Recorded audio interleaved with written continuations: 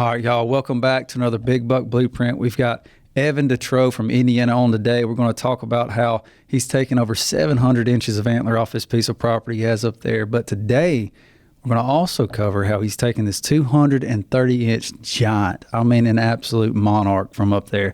We're going to get it all into the details of how it went down, 3 years of history with this deer. This podcast is brought to you by Legendary Whitetails. We appreciate them for being a partner. Let's go. You think of that. That's what you think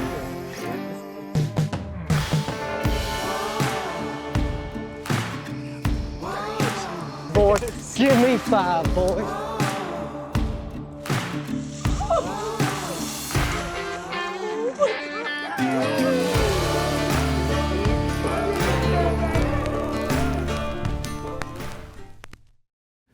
All right, Evan, we appreciate you, man, for getting on today, and cannot wait to get in all these big deer you've taken over the years and talk about this one deer in particular. But tell us a little bit about who you are, Evan. Yeah, so my name's Evan. Born and raised here in Indiana. Grew up hunting with my dad. He kind of taught me everything I know about hunting. Still lean on him heavily. He's taught me everything I know about it, and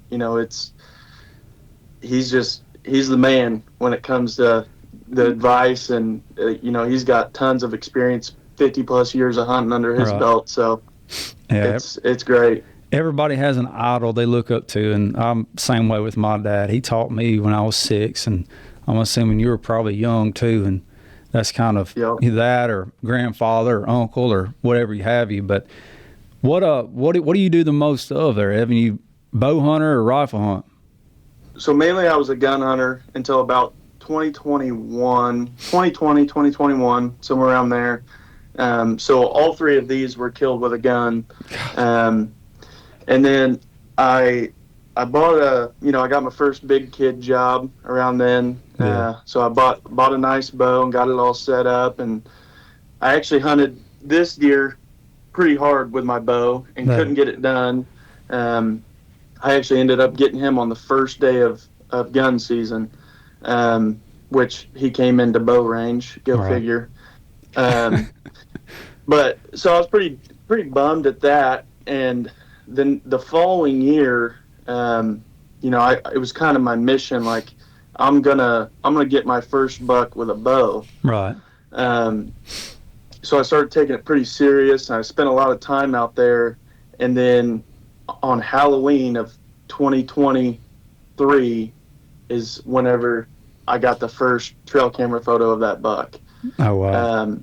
And he was a monster then. I would say right around 180. All right. So that's 2023. Right. So 2 seasons ago, he was about a 180 is what you're saying. And if I remember right, you and me, we talked a little bit before.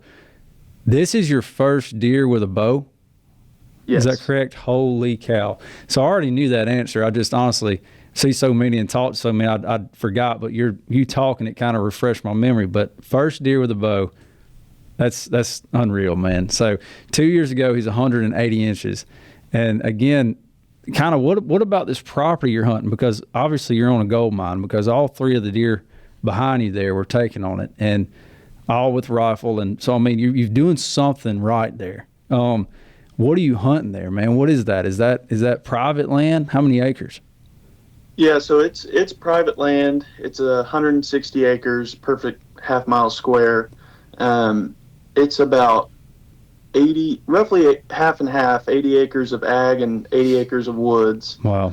And there's, it's just tons of big hardwoods, oaks dropping acorns, corn. I actually was, kind of looking back through my history, and it seems like I get a big one whenever the ag is corn and not beans. Okay. So next year, I probably won't have any luck. That's interesting, though. That's pretty cool. We don't have as much beans down here in South Alabama. We have corn and then cotton and peanuts. That's kind of what they rotate. But yeah, when cotton's in, it's nothing. You're not going to kill anything good. When they do that peanut round, and you better hang on, man, because they start pouring in. But that's interesting. So like corn is, that's when they tend to show up the most. Yeah, they definitely prefer the corn up here, especially if they cut the corn kind of high, Right. leave the stubble real high. I feel like it makes them feel a little safe being out there. They can kind of hide in it a little bit. For sure. Well, good deal. So you're sitting on a good track. I mean, you got half and half, got some ag, got some oaks, got a little bit of all. I'm sure you got some water source in there, you got some bedding, and then they've got their doe. So, man, you've got the formula to just hold and retain good deer. So that's really good. And obviously the proof's behind you. That one over your left shoulder there is just impressive to me. And that's really the only one I can see, but they all are. But the brows on that one is just freaky, man.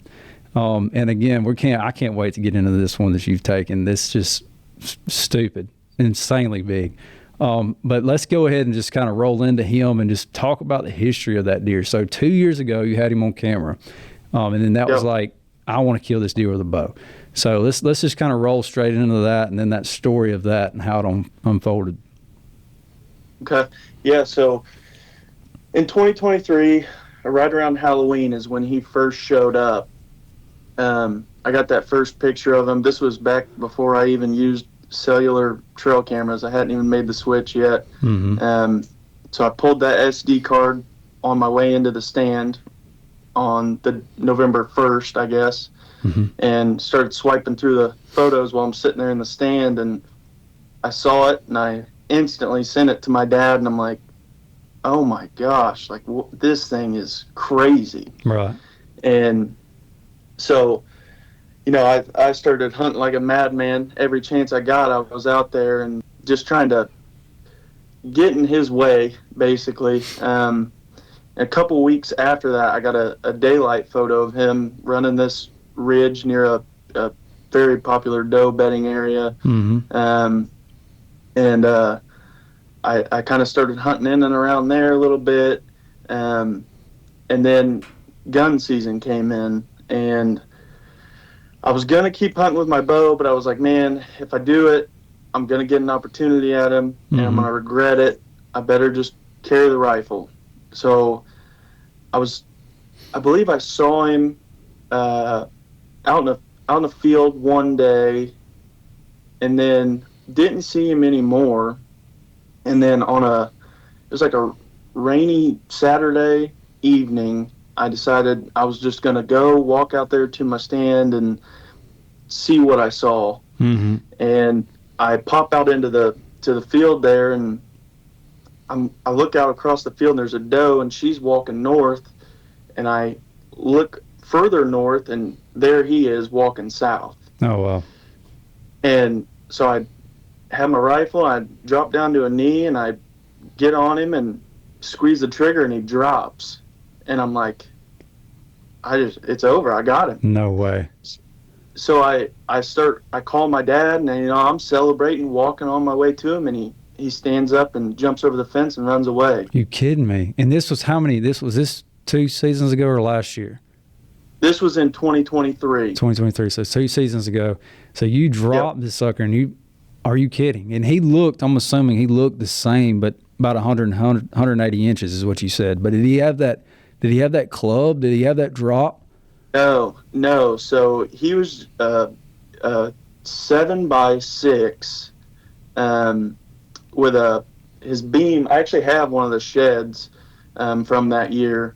It's pretty beat up, but he must have broke his beam off when he was in velvet. Right. And then it stopped growing and then turned and grew out of the back. Wow. And so he was 1, 2, 3, 4, 5, 6, 7. Yeah, 7x6 typical. And just a huge frame. Don't get me wrong, his frame got much bigger. Right. But he was huge then. But yeah, so I drop him and call my dad and celebrating, and he popped up and ran away. And then he disappeared for about 2 weeks, I want to say.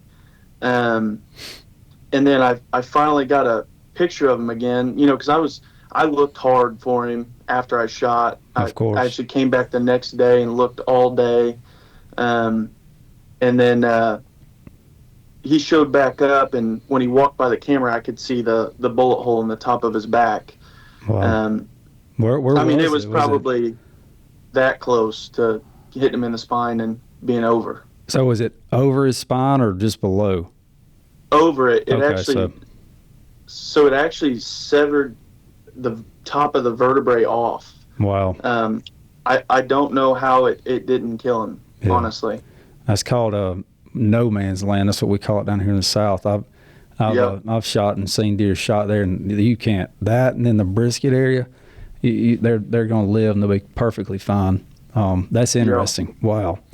What a heart sink, man. I bet that was terrible. I mean, absolutely terrible. Oh man, I couldn't sleep that night after I shot him. I'm as a hunter, you shoot and wound animals, and it happens. You feel sick. Mm-hmm. You feel sick about it. It's never a good feeling.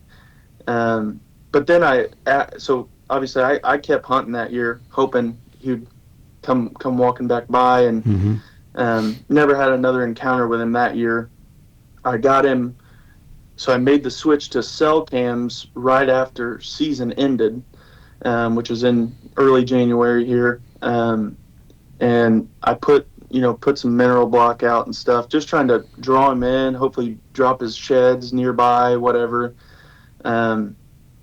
He didn't drop his sheds there, but I did get quite a few pictures of him coming back in at the end of that year. Mm-hmm. And then he went ghost on me from probably end of January until the following October. Oh, wow. I didn't get one velvet picture of him, nothing, couldn't find him. I'm like, man, he either left or he, got sick, and, he had a bullet hole in him. An infection would take him out pretty quick. Totally. So I was kind of searching far and wide, trying to find him, and then I believe it was September the 28th or 29th. We had a really bad storm come up. It was actually like a hurricane that hit down there and pushed its way up north, and it was raining sideways up here. All right. And I think on the photo it says like 20-mile-an-hour wind, and it's just soaking wet. And he came up and hit my mock scrape in that. Wow. And I'm like, oh man.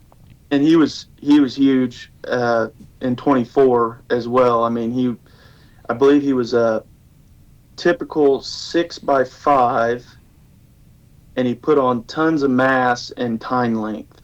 Right. I would guess to made around 190-ish inch typical. Wow. He was just huge. And again, he didn't have this big club. I mean, that's to me the most impressive thing about this whitetail. That's unbelievable. Yeah, he did not have that. He really, the only extra he had was on one of his G3s. He had a sticker point about 1.5 inches long, maybe. Right. That was the only extra that he had. And truthfully, I feel like his frame was pretty close to the same size it is now then. Right. I keep looking over here because his horns are sitting over here. I can't wait to see him. I want to see him at the end of this for sure. But yeah, so 24, get a picture of him right at the end of September, a couple more pictures of him at the beginning of October, and then he completely vanished on me from, I would say, around October, I don't know, 5th to the 10th somewhere, until gun season again. Mm-hmm. I assume off, breeding does on other properties, and he was a traveler. The neighbors were getting pictures of him, quite a ways away, and he made his rounds, that's for sure. Right. Even injured, which kind of surprised me. I kind of thought he might leave and never come back. His home range might shrink or change, yeah. But it didn't. So towards the end of 24, I had a handful of encounters with him. The closest I got to him. I had him at 25 yards in late December of 24. He came in behind me while it was raining, and I had some does in front of me, and they kept looking my way, and I thought they were looking at me, but they were looking at him behind me. Mm-hmm. And they finally kind of started to move off. And when they did, I looked over my left shoulder, and he's coming down this old logging road straight at me. And I, tried to get turned around on him, and I did. I got stood up, and I was ready to full draw, and he stopped behind this beech tree, still holding its leaves and kind of thick in that area. And I was like, all right, when he steps out, I'm going to have a perfect shot. Well, instead of stepping out, he turned and went over a little hill and disappeared. Wow. So, I mean, he was 25 yards away from me, and I just didn't have a shot. Yeah. If you had your rifle, probably could have. But you were determined to get that bow. That's so awesome, man. It's hard, man. It's hard to just take a good mature nanny. I mean, it's hard to take a deer, especially that caliber, with your bow. So he got away that season also. So now we're going into this season. Yep. So this season, it started off a little differently. So I made it my mission to find him well before season began. Mm-hmm. So sometime in July, I was driving around. I had gone multiple times, just driving around, looking out in bean fields, trying to spot him. Mm-hmm. And I seen a lot of good bucks doing that. Bucks that I never actually ended up seeing this year, but right around the second week of July, I would say, I turn off this gravel road or onto a gravel road, and when I did, I saw a couple nice bucks put their heads up out of the beans out in front of me, and I could see the back of another deer, and he hadn't put his head up yet, so I kind of kept creeping forward towards him, and he raised his head up out of those beans, and I went, oh man, what did I just find? Like, it blew me away. Oh, I bet. And I mean, he was standing out there there was another buck out there with him, probably a 170-inch 10-point. Wow. And he dwarfed it. I mean, I was just in awe. And he actually had another Drop-Tine and another big flyer, and he broke both of those off. Sometime shortly after coming out of Velvet, he broke those off. Right. But I watched him out in the field that evening for about 30 minutes, and it started getting dark, so I left. And then fast forward, I was actually out in Colorado elk hunting, and I didn't have very good service, so pictures weren't coming through to my phone very quickly or anything. And one evening we went down to town to get some food or whatever, and I had all these pictures start coming through, and it was right around the first week of September. I got him coming into my mock scrape, and I was like, all right, this is a good sign. So then he showed up then, and he disappeared from beginning of September until October the 19th. Was the first time I saw him in person after spotting him in July. Wow. And so I was sitting there, and I didn't take my binos in with me, and sitting in a stand kind of probably 50 yards into the woods, and I could see out into this field a good long way. Mm-hmm. And I see a really nice buck walking down the field edge, and I look behind that buck, and I see him, which at the time I wasn't 100% sure it was him, but then I started getting pictures of him the following day, and so I was like, all right, that was definitely him that I saw. And so then I saw him 7 times from the 19th until about the 30th. So I had 7 encounters I actually went full draw on him twice at 85 yards and didn't shoot. He hung up at 85. I was too scared to try and grunt or anything. I was like, no, he's too smart. He's gonna know. Right. So I didn't even risk it.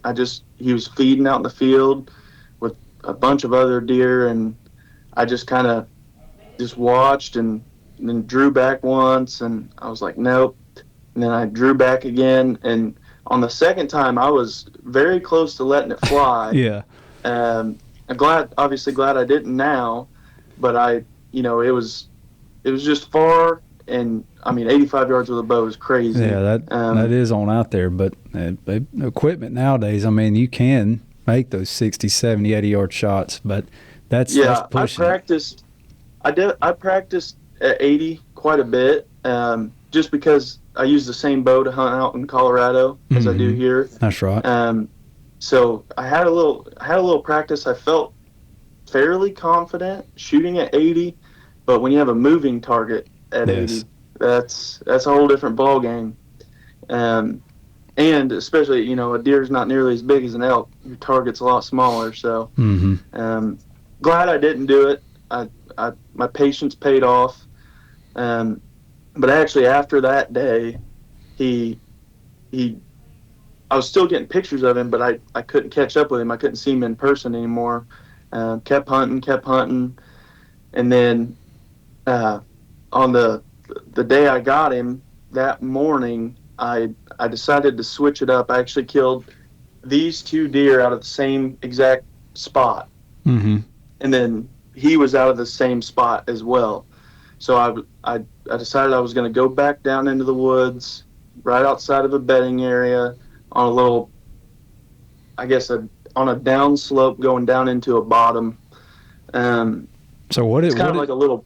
Yeah, I got to know about this spot now. You gotta give us some more on that, because I mean, you've been taking 4 deer now. I don't even know how many inches that is, but it's on up there. But I mean, what's this setup? I mean, so you're on the edge of a bedding area. Is it on a slope? You said going down a hill. Explain that a little bit. Yeah, so it's kind of hard to explain. So there's a bottom running north and south, and then there's also like a little cut, kind of almost turning it into an island in the woods. Okay. So it's like a bump in the woods, and then they bed on the other side of that cut in a area we call the locust grove. Bunch of locust trees and briars. It's thicker than all get out in there. Yeah. And the bucks have a tendency to get up on that ridge, and especially when the wind is blowing across that bedding area toward that way, they'll get on the downwind side of that bedding area and just run that ridge back and forth. So that was basically how I got these two. They were pushing does through that area. Mm-hmm. And then, so this one, he actually came from the very opposite direction, ended up in the same spot, but kind of caught me off guard. Came in quick, I mean, he was grunting a storm when he came in. So I didn't used to hunt out of a climber. This deer, he changed my ways. I had to be mobile, able to move around. So he's the reason I bought a Summit Viper, but yeah, they're sweet. So I took my climber into that spot where I got those two and got up the tree that morning, and I didn't see anything that morning. And I was very noisy going in, super thick. I was kind of discouraged, really. Mm-hmm. And I left. I left at about 11 o'clock, came home, and I was sitting here, and I'm like contemplating even going back. Mm-hmm. Kind of feeling a little defeated. And somehow I talked myself back into it. I show up, get back out there at like 3:30-ish, and get back up the climber and get all situated and everything. And about 4:30, 4:45, this little funky-looking spike buck, we nicknamed him 2x4. He's funny looking, but he comes walking through, and I'd set up another mock scrape right there on that ridge, using the tarsal of one of my buddy's bucks. So I rubbed it all over the leaves and on the ground, and I think I left a little piece of it on the dirt there. Mm-hmm. And then I had some doe and heat scent wafers there as well. Right. So it was just kind of a scent bomb per se. And man, I want to speak on those tarsal glands because I'm curious. So you use those too, and how do you do that? You just cut the tarsals off, or? Yeah. So basically, just cut the tarsal off, and then we try not to freeze them because they say it kind of nukes the good part of the scent. Mm-hmm. So I'll use it for 3 or 4 days until it starts to get gross, and then pitch them. But I was just curious how you do it because I do that myself, and how I do it is, again, you're not going to get but a couple days to a week out of it. But how I do it is I take like an old spray bottle, and I'll take the gland and basically just cut out where it's stained. Just cut out the longer hair, on the tarsal, and just cut it out. And then obviously don't get any meat, any goodies. It's just skin. And then I put it in a solo cup, and I'll put it in some warm water, and then put a little bit of salt in there, probably like a couple of teaspoons of salt. Let it sit, let it get all of the juices out of it, and then I'll pour that water into that spray bottle. And man, you spray that on your boots, and you spray it in your area if you're, as you're hunting. That is like, to me, it seems like the best form of scent cover when it comes to calming deer. Like, we use Wildlife Research Center, that eliminates scent. But if you can use this in lieu of that, man, it keeps the deer, to me, it seems like at ease and in comfort. They're like, okay, there's another deer in this area. And if you use a buck, it can, be like, all right, what the hell's going on? There's a bigger buck in my area. Let me go check it out. But I tend to find out that a mature doe, that's the best one to use. I don't know. That's just, I wanted to say that because I've never really talked on that, on my form of that, of how I use it down here in Alabama, but that has helped me a tremendous amount. I've had deer 15 yards right downwind of me and just not even know I'm in the world. So, but yeah, continue, man. I'm sorry, but. No, you're good. You're good. I like to hear that someone else is using tarsal glands. It's kind of my dad taught me that, and it's something I swear by. It got me this one for sure. Yeah. And then one other one I got as well. It came into a tarsal. So, I had that all set up with the tarsal and the doe and heat. That buck comes through. He kind of checks everything out, and he hung there for probably, I don't know, 10 minutes or so. And I could tell he was confused because he could smell all these deer, but there was no deer there. Right. He's looking around for him. So he ended up moving on and kind of moved to the direction this one ended up coming from. So I was kind of keeping that in the back of my mind. And then I'm watching in front of me, and I feel my phone vibrate in my pocket a couple times. My dad was actually out there hunting that evening as well. So I figured he was texting me or something. And so I start to go for my phone, and I look in front of me, and there's a doe coming up the slope towards me. And I'm like, well, I better not pull my phone out. I don't, hard telling what could be following her. Right. And she comes in, and she checks out the mock scrape. And then she keeps moving closer and closer towards me. And she actually ended up being right below me. Mm-hmm. And she just hung there and hung there and hung there and was acting. You can kind of tell when a doe might be in heat. And she was kind of acting like she was in heat or very close to being ready. On. Yeah. And so I'm watching her, and I'm like, man, as long as I don't bust her, I've got a perfect setup right here. And so I kind of tucked myself in a ball, not moving at all. Because, she's, how those nanny does are. They're slick, man. So I'm watching her, and then I hear a grunt over my right shoulder. All right. Hey, guys, I want to take a quick break right there and talk about our partners over at Antler Rings. When the season ends, the lifestyle doesn't. Antler Rings creates handcrafted jewelry made from real shed antlers, rings, bracelets, necklaces, and more. Every piece is one of a kind, shaped by the outdoors and built for those who live it. We absolutely love every piece that they make. I actually am wearing a ring right now from them, and I'll put a link in the description right there so you guys can check them out for yourself, but check them out. And so I, start doing the slow turn to look, and then another grunt and another grunt and another grunt, and then it kind of turns into that croaker grunt as he's coming in. By this time, I'd reached for my bow, not even knowing for sure if it's him or not. I get to my bow and I get stood up in my climber, and somehow, some way, Lord willing, she didn't bust me because she was still right below me. By this time, I'm stood up and I catch a glimpse of the left side of his rack coming over down into the little dip that kind of divided that island out. Right. And right then and there, I knew it was him. And he kind of looped around and got on the more of the downwind side of where I'd set up that scrape. And I could tell you he was not happy about it. He could smell that tarsal. He could see that doe, probably smell that doe and my doe and heat. And another little buck had just crossed through there. So. He's jacked up, son. He's ready to breed something, kick something, do something. Yeah, he was ready to fight. There's no doubt about that. I mean, he was letting everybody in the woods know he was there. Mm-hmm. And so he kind of looped around and ended up being 25 yards away, facing straight at me. And so I'm facing, my bow's sideways, and I'm like, man, I got to get on him quick.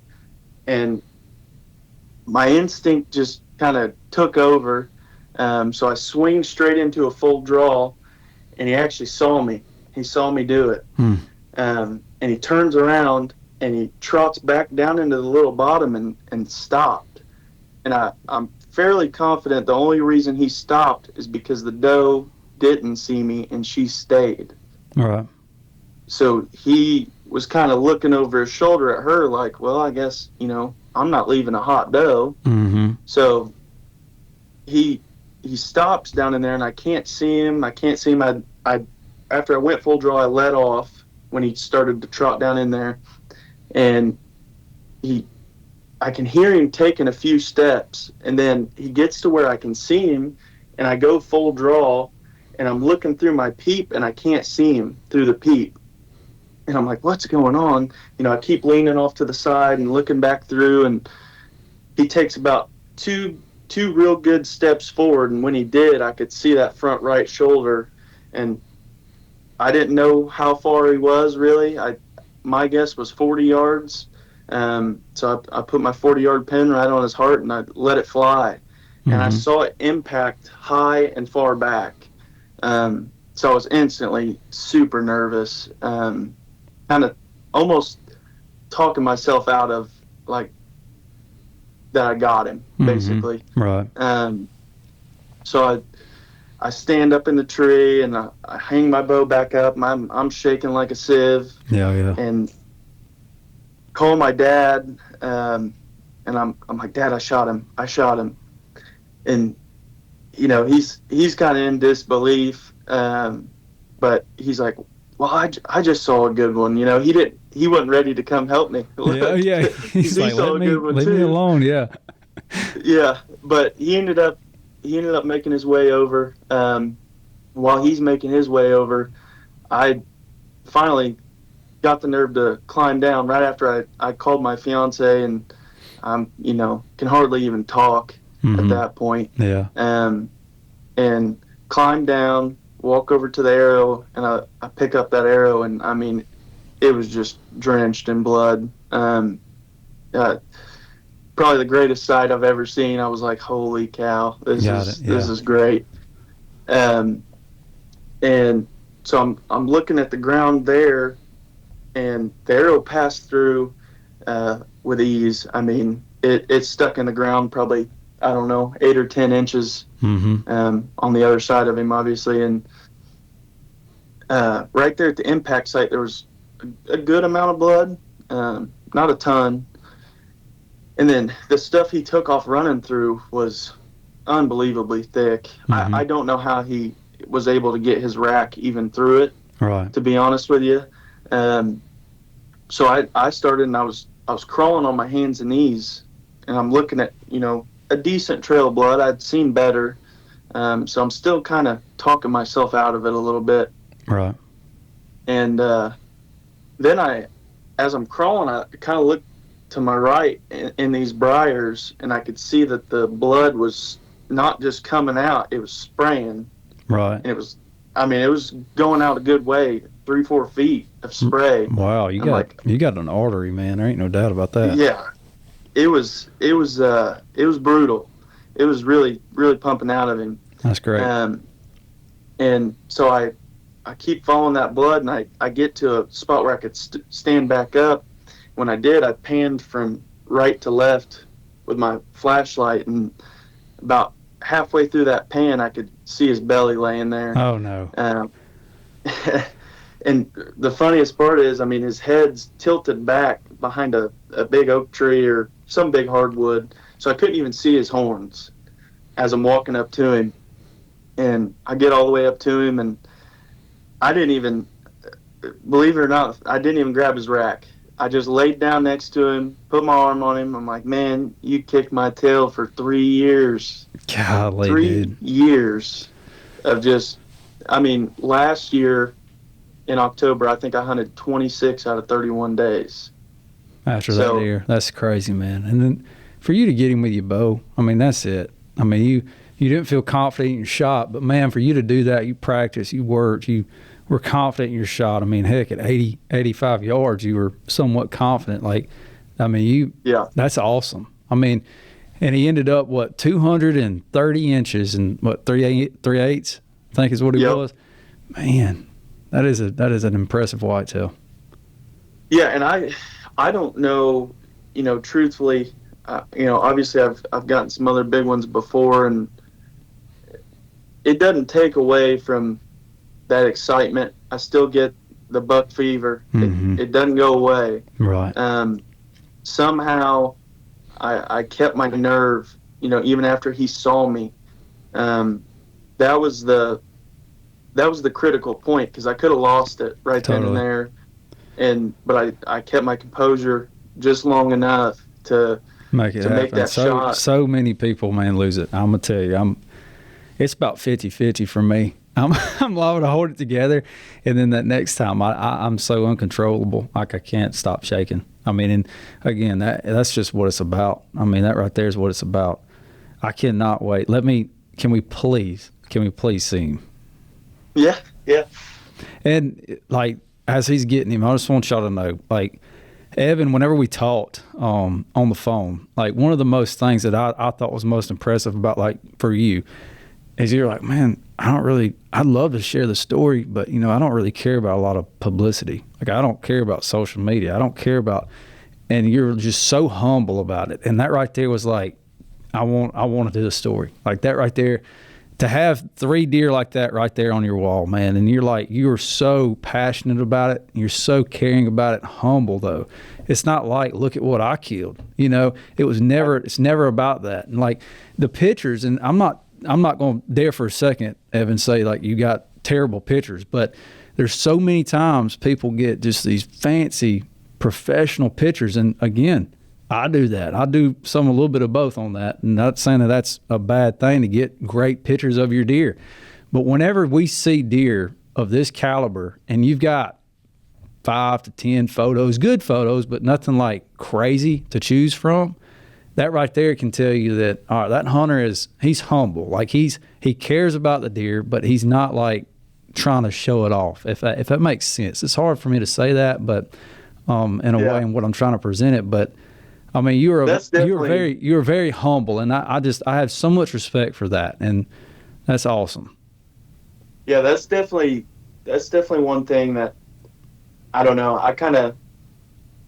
For me, it's more about the moment than pulling out your phone and taking pictures. And I don't get me wrong, I love having that stuff. It's great. Mm-hmm. The photos, just look back on, it's awesome. But for me, in that moment, if I didn't have a phone, period, I would have been perfectly okay with it. I love that. It was just that's my hunting is my escape from the technology world. So I kind of leave it that way. I'm perfectly cool with that, and you know, just being there with my dad in that moment, super emotional moment. You know, I get my first bow kill, first 200-inch deer. My dad was, I think, happier than I was. So it was an awesome moment. That is so awesome, man. I have so much respect for you for that, and I just had to say that. And again, please, for y'all who get 100 photos every deer you killed, that's awesome. I mean, that's great too. I'm not saying that's bad, but it does speaks volume to the, you know, who you are and hunter, what you think of. But let me see. Hold him up. The whole point of a Timney is to become more accurate, period. There's only one reason to replace the trigger, and that's because you become more accurate with the rifle.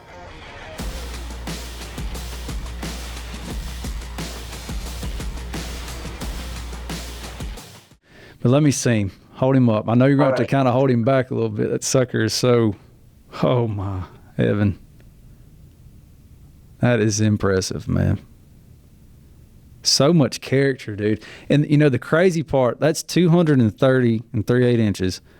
But show me where he broke off the other time. So, I mean, he broke off what? How many inches would you say he broke off?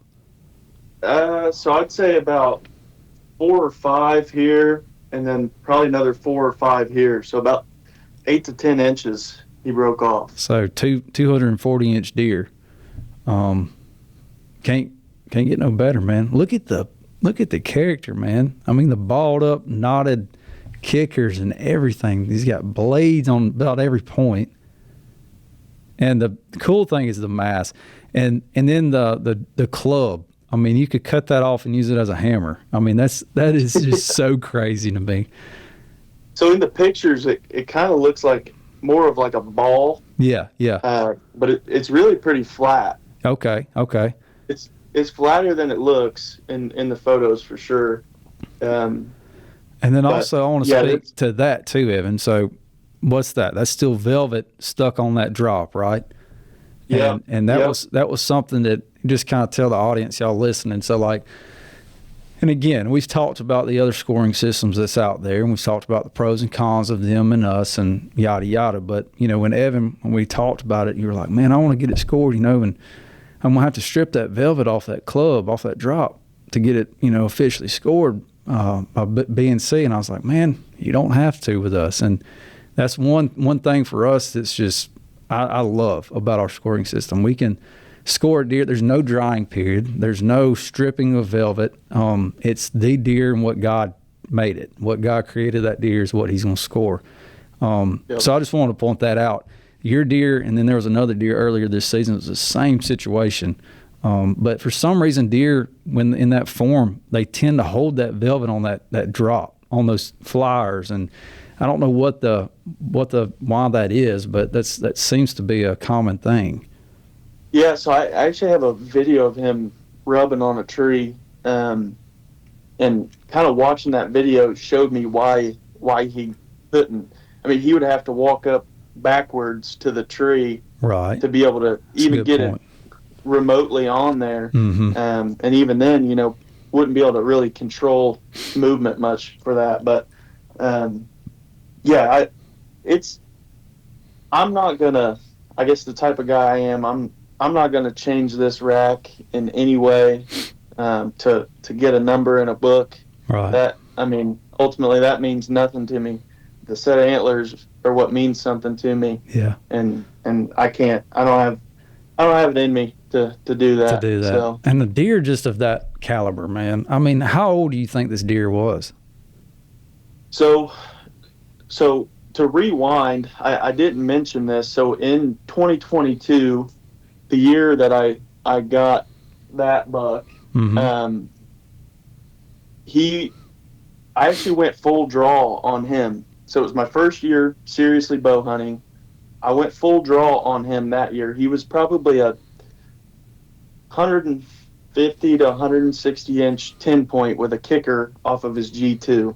Wow. Actually, that little sticker right there. So that year, I nicknamed him Kicker 10. That's the year he got his name.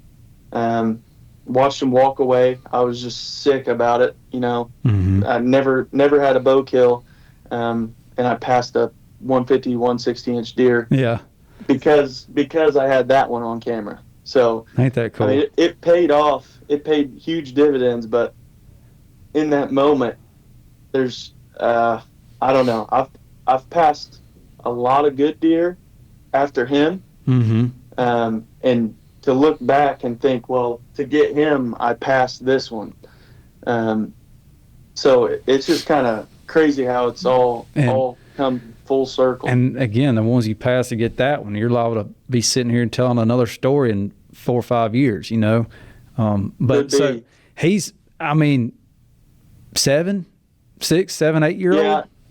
Yeah. So as that 150, 160, I had him at 4.5. So 5.5, 6.5, 7.5 this year. That's about right. And he's max. He's max potential. I wouldn't say he'd get any bigger, but it's something about, like, why did he do all what he did this year? Like, why was he 180 inches 2 years ago, 200 inch last year, and then this year he just threw junk everywhere? I don't know. It's that jump. I just, every deer that we cover, it seems like they have that year that they just excel, and it's sometimes that 4 to 5, but majority of it seems to be that 6 to 8, that time, that age. They just go, so go freak. He really had 2 big jumps. So from 4.5 to 5.5, he went from 150, 160 to 180. Yeah. So that's a 30-inch jump, and then the next year, 190-ish, somewhere in that range, and then from 190 to 230. So two jumps over 30 inches in 4 seasons. Awesome. Nice. I can't explain it. My only thought is the reason he got so non-typical this year is because of me shooting and wounding him back in 2023. It just kind of took him a couple years, and once he hit, fully recovered, it just all went straight to his antlers. Could be. We see that so much too. They have an injury and it can throw some funky stuff. I love him, man. That's awesome. I just, when I saw him on, I think socials where I first saw him, I can't remember how you surfaced, but I was like, man, that is a deer. That's once in a lifetime, and for you to share your story, man, like that, and again, just you being as humble as you are about it, I've got to cover this, and I'm so thankful you sat down and shared the story with us, man. That's awesome. Yeah, no, I certainly appreciate you guys letting me do this. This is a little out of my wheelhouse to be on screen like this, but it's awesome, and I want people to know what it took, how long it took. It's not something that, it can happen overnight for right, for a lucky hunter, but when you're really pursuing one like this, it takes time and patience and multiple opportunities where I could have forced something to happen, but fortunately I waited until the right time. That is so awesome, man. Well, I really, really appreciate you again, dude. Is there anything else you want to share before we jump off? Yeah, I feel like we've pretty much covered everything. I can give you a better view of these guys back here. Yeah, how about that? And what'd they score, Evan? So this one was upper 180s, I think around 187. Wow. And then the one in the middle was 184, and then that one's 192. So you got, Lord, I got a business degree, but I can't do simple math in my head. But you've got 400-500 inches of antler. Is that right? Help me do the math. So 180, 181. Yeah, and then 230. So I added them up. I added these 3 up, and then that one, and then I got the average. And so this one was 2017, and the middle is 2018, and this one's 2022, and then obviously this one in 25. So in that time span, I'm averaging a 200-inch deer every 2 years. Wow, man! It's just and all of that on the same property, dude. I mean, like, that is so cool too. That is so cool. Yeah, I'm forever grateful that that piece of property, you know, it's a permission piece of private property, and you know, someday I'll lose access to it, and I'm fully prepared for that. It'll happen one of these days, I'm sure. So, but for the time being, I'm gonna keep hunting it like a madman, and I've got my eyes set on a couple that made it through this year. So, right. Well, dude, thank you so much. I really, really appreciate it, and that's a lot of good knowledge that was shared, and I hope the audience took something from it. But that concludes it for another Big Buck Blueprint. We appreciate y'all for watching. We'll see y'all on the next one.